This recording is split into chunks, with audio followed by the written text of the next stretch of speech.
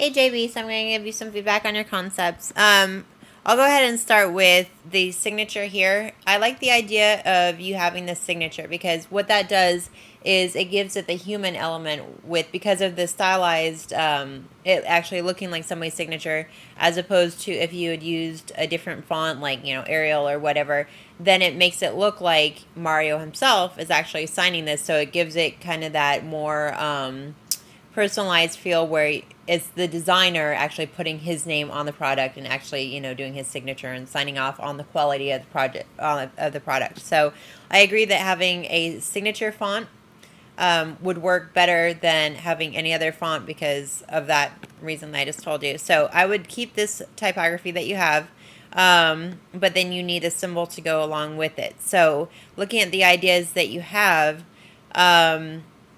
I would avoid doing something like including the letter inside of the symbol like you did with this one, because it kind of, if you have something that's high class like the suits that you have, like these really expensive Italian suits, they're known for their quality. So you don't want to do something where this is almost like a little bit more cheesy, to be honest with you, because it's not bad, but for a really expensive custom suit, you probably wouldn't see something like having the rose in the shape of the M or something. It's going to be focused more on the fine quality and the brand name or the designer name of it. So I wouldn't have something where it's connected like that.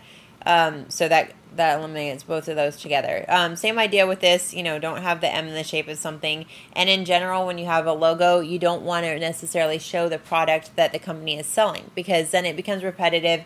You're going to have a picture of a suit on the tag for the suit, and so it becomes, like for example, if you were doing a bicycle logo, then you'd have a picture of a bike as a logo on the bike. So it gets repetitive where, obviously it's a bike because you see it on the product. So I would steer away from showing the product itself and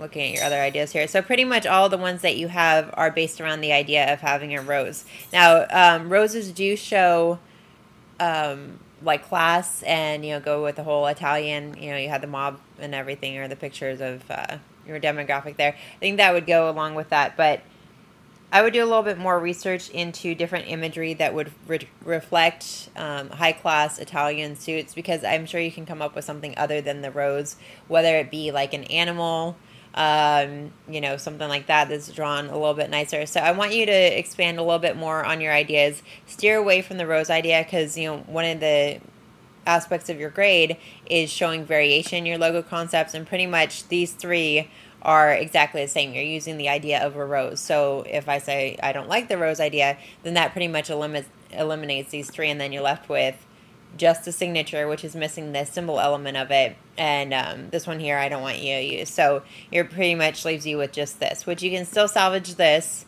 but you do need a symbol with it. So I want you to research a little bit more, look at symbols of like Italian class, look at products that Italy puts out between, like, their more expensive cars. Obviously you want to look at suits, like any products that they put out, and see what symbolism they use to represent that, because if the fact that they're Italian suits is a very big part of it, and the name Mario obviously reflects that, then you want to probably show that Italian aspect in it. So again, I want to see you research a little bit more, look at different imagery that would reflect Italy and the whole, high-class Italian designs and stuff, and see if you can integrate that into a design.